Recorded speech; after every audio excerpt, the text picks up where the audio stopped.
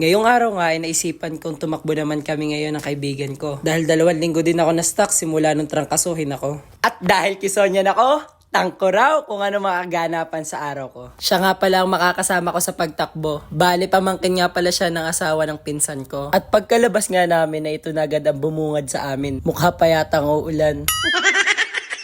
At dito, nag-outfit check muna tayo. Fitted shirt nga pala ang sinuot nga namin dyan. Ewan ko, pero para sa akin, mas maganda kasing bitbitin ng magaang gamit. At hindi nga ako nagkamali. Bigla ba naman bumuhos ang ulan? Ine-expect na namin yan, pero nagpatuloy pa rin talaga kami. Naniniwala naman kami kasi natitila yan. At dito na nga kami nakisilong sa may tolda ng pinsan ko. At ilang saglit nga lang ay tumila na agad ang ulan. Kaya naman nagpatuloy na agad kami tumakbo. Di ko na nga dyan nabidyoan yung stretching namin kanina dahil siguro sa kamamadalian na din.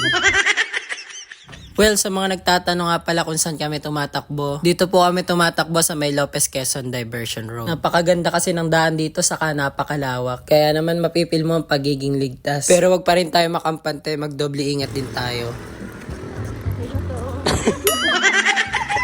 Hindi ko nga ina-expect na gagayahin niya dito si Kristan Felix. Okay na to.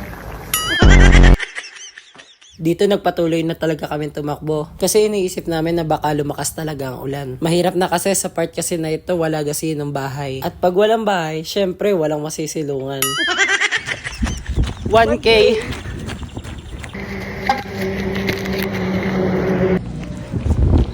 $2K. 3K.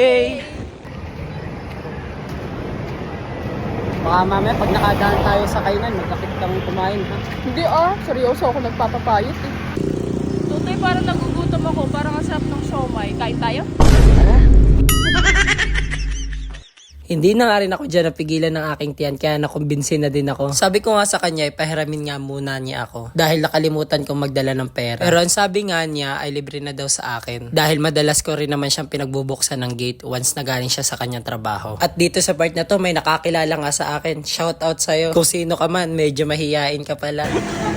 Maglalakad pa ba tayo? Ubi!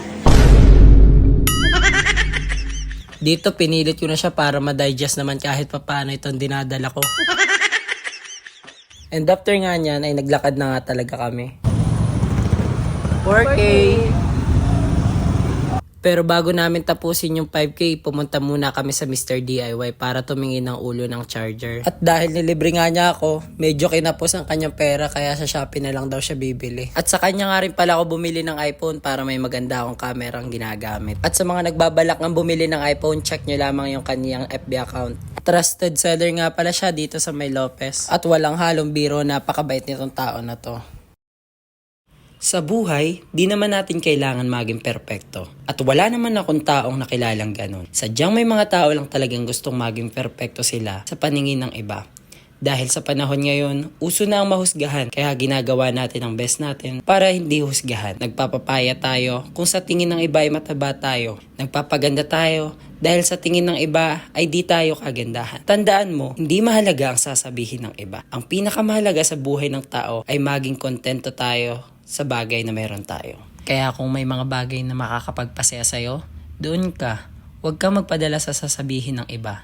At huwag na huwag mong gagayahin sila. At dahil sa huli, sarili mo lang naman ang magiging kakampi mo. Sarili mo lang makakapagpabago sa'yo. Well, kung may natutunan ka sa video ko, pakipollow naman ako. 5K!